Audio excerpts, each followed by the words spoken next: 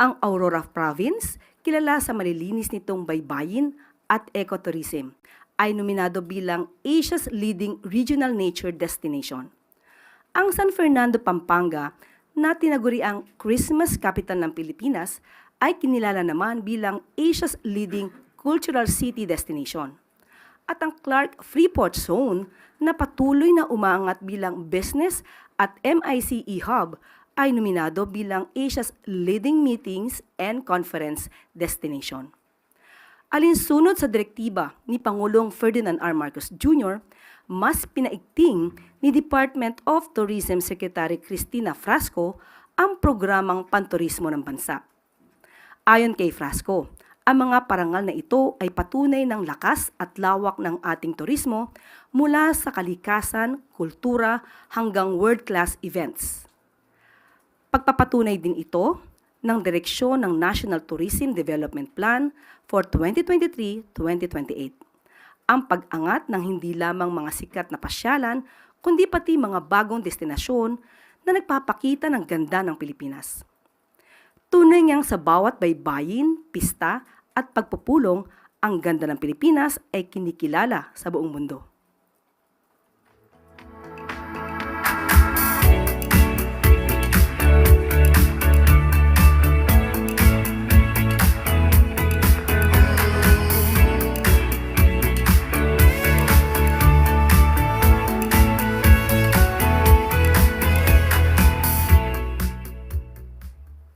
Isa pang good news, dinagdagan na ng National Food Authority ang kanilang rice buffer stock alinsunod sa direktiba ni Pangulong Marcos Jr. na pagtingin ng NFA ang pagbili ng palay mula sa mga lokal na magsasaka. Isang hakbang para suportahan ang kabuhayan nila at tiyakin ang sapat na supply ng bigas sa bansa. Sa pinakahuling tala noong April 24 ng NFA, may 10.1 milyong sako ng palay at 1.2 milyong sako ng bigas ang NFA na sapat para sa 10 araw na konsumo ng bansa. Ang pinakamataas na inventaryo mula pa noong 2020. Ayon kay NFA Administrator Larry Lacson, may natitirang 12 bilyong piso para sa patuloy na pagbili ng palay ngayong summer harvest. Dagdag pa ng NFA, ang tuloy-tuloy na pagbili ng palay ay hindi lamang para sa mga magsasaka, kundi para rin sa mga pagbibigay ng mas abot-kayang bigas sa mamamayan.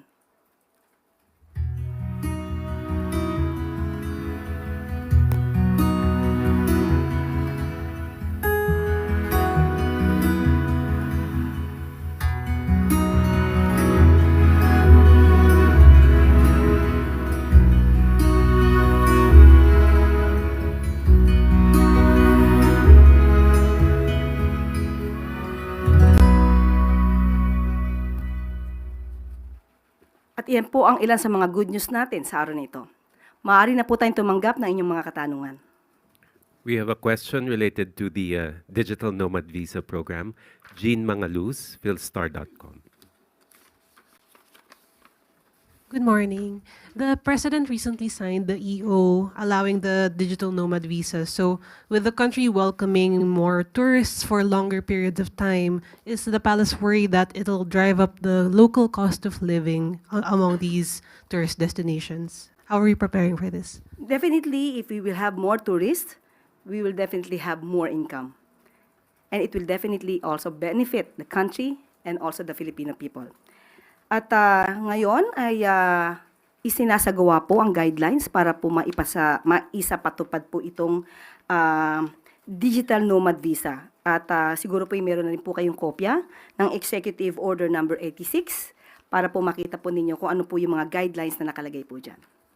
One quick follow-up. But during the height of the POGOs in the country, we saw how the income of foreign nationals drove up the rise of condo units. So are we considering that since the digital nomads are allowed to stay longer, it might drive up the cost of realty property? We will be having monitoring, unlike with the POGOs before. We will be securing definitely the processes regarding this. There will always be security features in order to protect our country from any scammers or any violations of the law. Follow-up question, Ira Panganiban, DZRJ.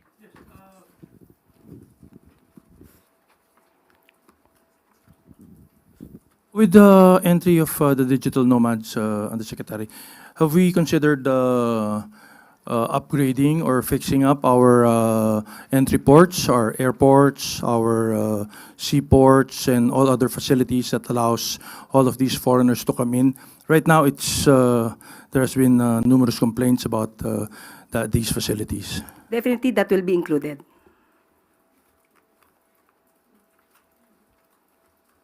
Questions related to that topic? Sam Medenilla, Business Mirror.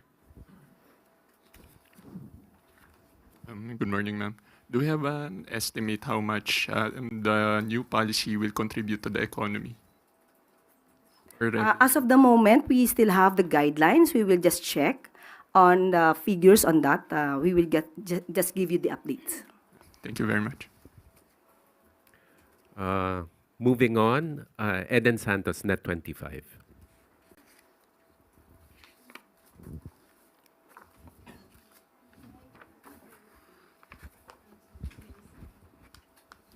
Yusek, good morning po.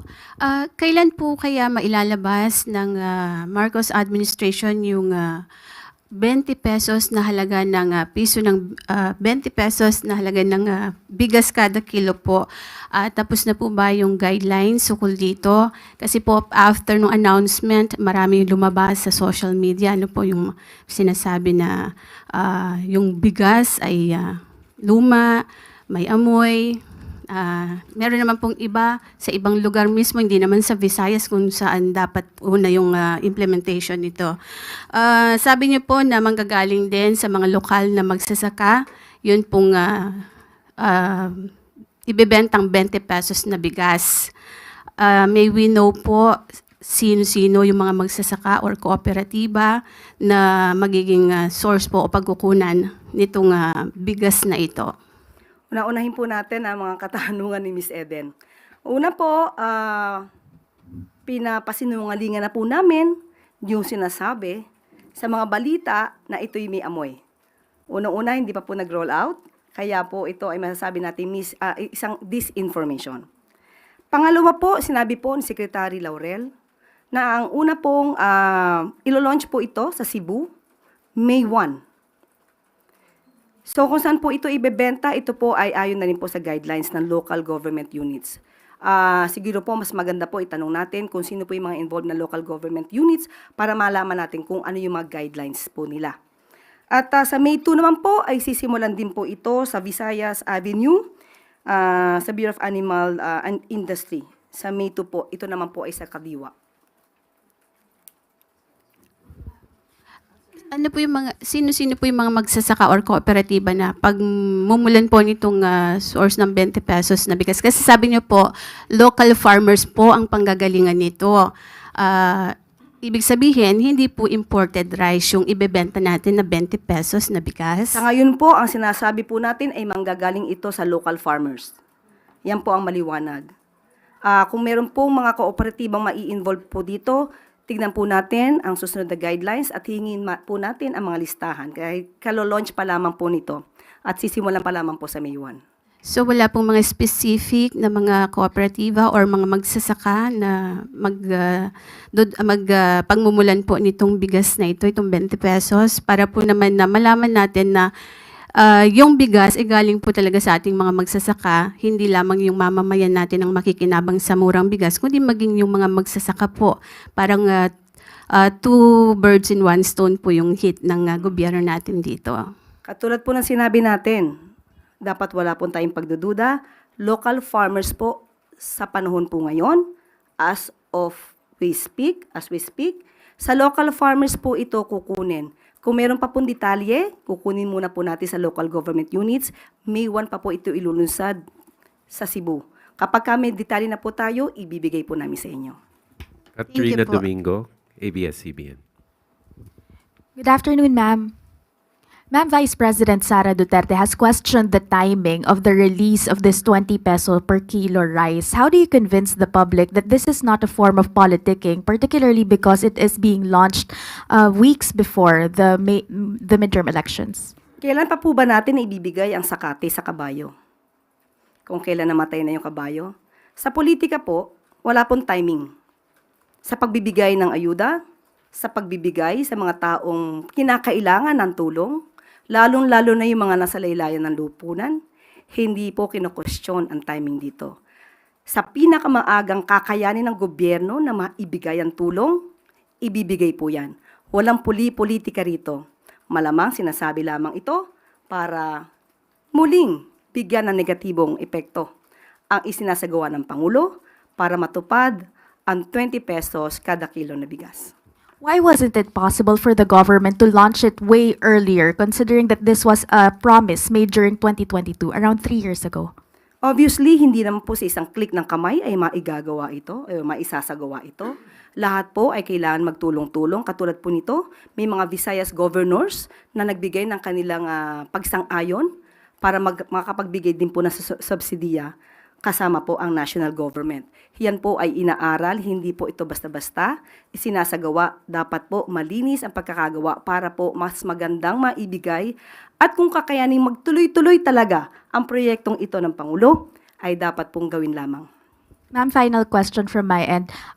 How sustainable, how confident are you with regard to the sustainability of this project, considering that the government is subsidizing a big portion of the amount and it's not the actual cost of production for farmers? Yan naman po ay sinasabi na masusustain hanggat December.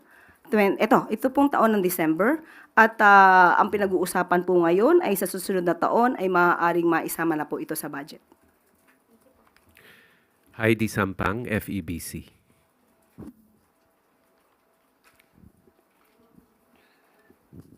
Good morning, Yusek. Ayon po sa Stratbase SWS survey, sa ika-4 na sunod na buwan po ay muling tumaas ang bilang po ng mga pamilyang Pilipino na nagsabi pong sila ay mahirap.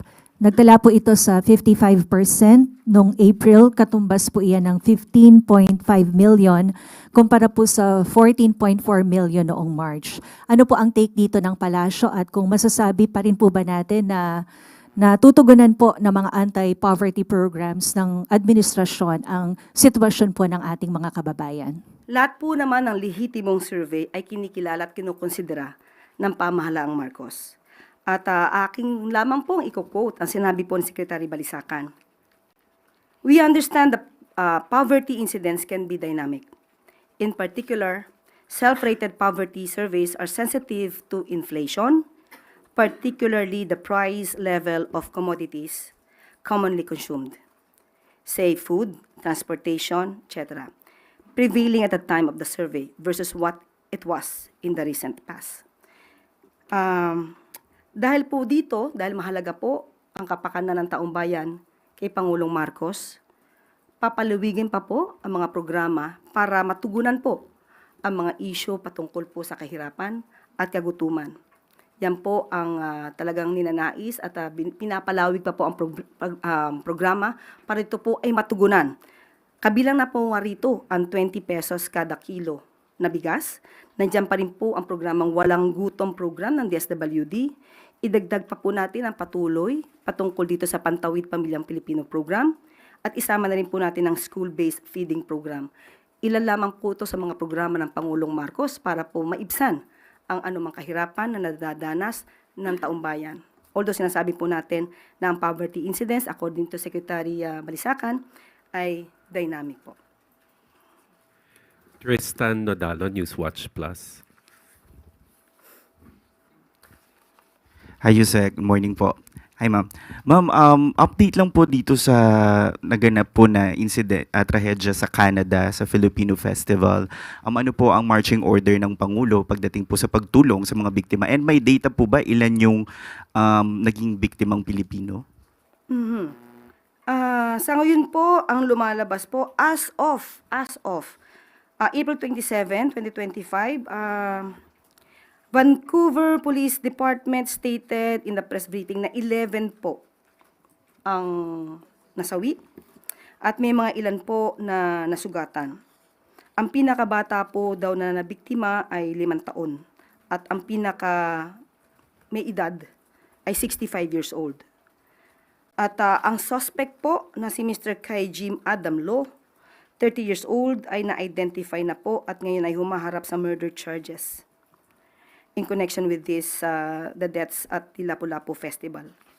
At ang Philippine Consulate, the General po in Vancouver ay nagpadala na po, nag-issue na po ng maagarang advisory.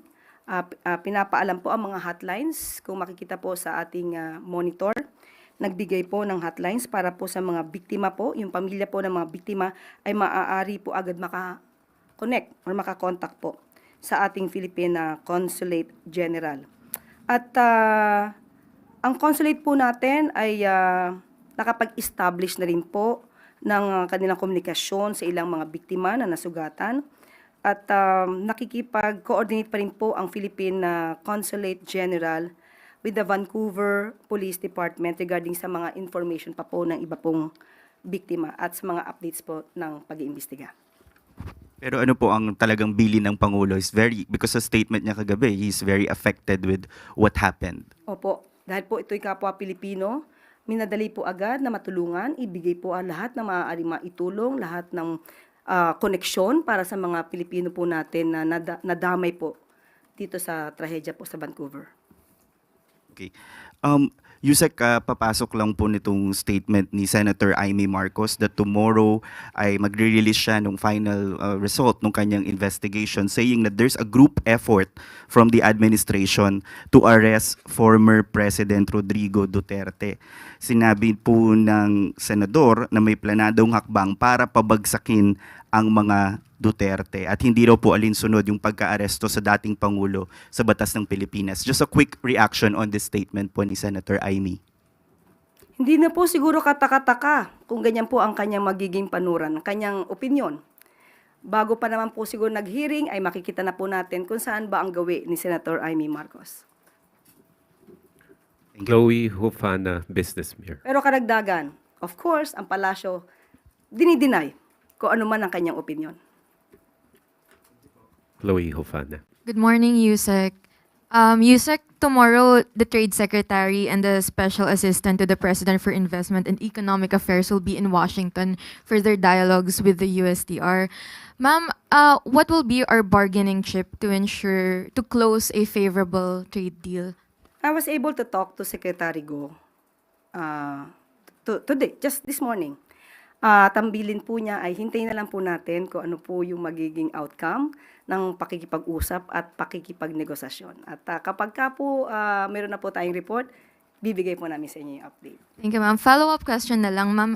Are we optimistic to close a favorable trade deal? And ano po yung goal natin na reciprocal tariff since gusto po ni Trade Secretary ibaba yung 17%? Of course, mas gusto natin maging optimistic. Hindi tayo dapat maging pessimistic katulad ng iba. Tingnan na lang po muli natin at kung ano po yung magiging maganda para sa Pilipinas at sa, of course, sa relasyon natin with the US, yun po yung aasamin natin. Ann Soberano, Bombo Radio. Yusek, good morning. Nitong weekend, ma'am, nakita po kasi sa funeral ni Pope Francis na nagkaroon ng maiksing pag-uusap si Pangulong Marcos and US President Donald Trump. Pwede po bang ma-share sa amin kung ano po yung napag-usapan nilang dalawa sa maikling pag-uusap? Thank you. Kung kayo po ay nakita niyo po na sila ay saglit na nagkausap at nagkabatian, mapapakita po natin na yung mga sinabing inis na bang Pangulo ay napaka fake news. Sa ngayon po ay hindi pa po natin nakakausap ang Pangulo tungkol sa kanilang napag-usapan. Kapag ka po maaari pong i-share ang kanilang pag-usapan, ibibigay po namin agad sa inyo. Thank you, ma'am. Follow-up, Maricel Halili, TV5. Magandang umaga po. Yusek, aside doon sa pagdalo sa paglilibing kay Santo Papa, meron pa po bang ibang mga activities na ginawa si PBBM and FL sa Vatican? Sa ngayon po, wala po akong pinakadetalye kung ano pa po ang lakad nila, activities. Most probably, personal na lang po yan. Pero kung meron po na official function or official activity na maaari po namin i-share, ibibigay po namin agad sa inyo. And aside from US President Donald Trump, nagkaroon din po ba ng chance si Presidente to talk with other heads of state? Aalamin po natin maya-maya po sa kanya. Thank you, Yusek. Yes, thank you.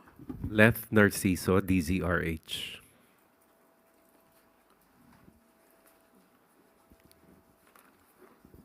Good morning, Yusek. Ma'am, may plano po ba ang Malacanang na ipatawag si Ambassador Wang Xilian at pagpaliwanagin tungkol dun sa umano'y panghimasok ng China para impluwensyahan ang halalan sa bansa?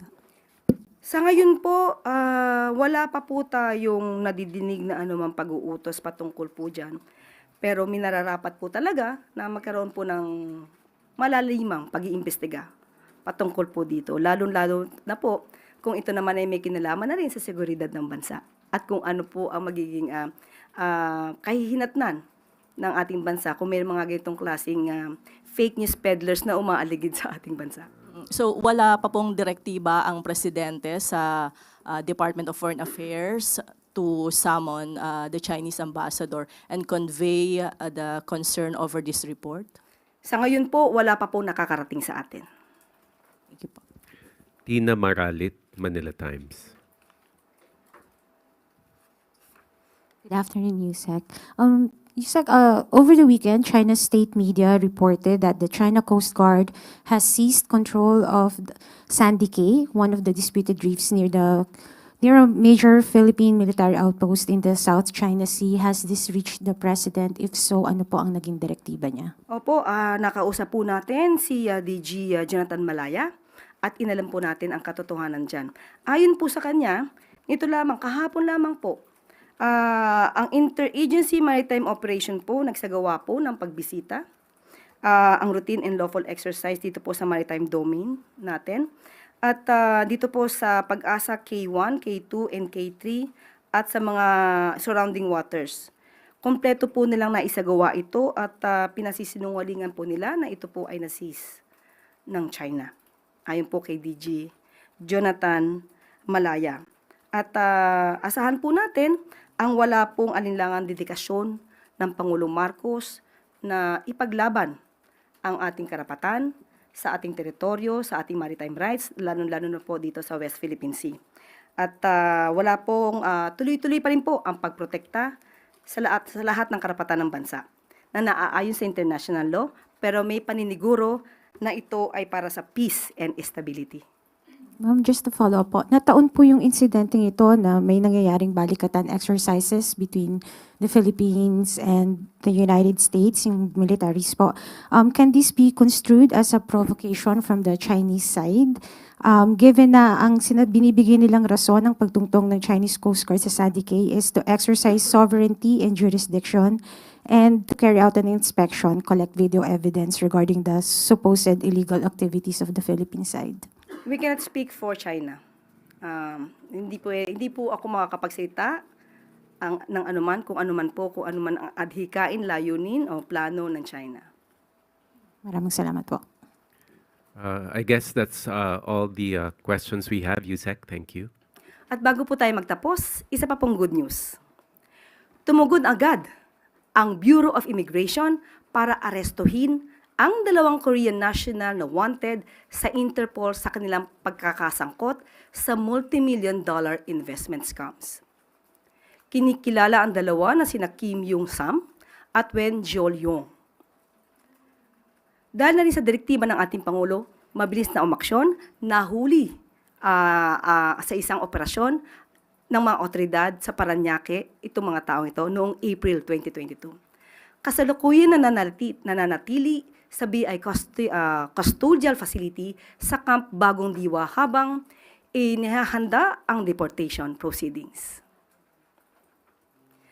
At dito po nagtatapos ang ating briefing. Maraming salamat Malacanang Press Corps at magandang tanghali para sa Bagong Pilipinas.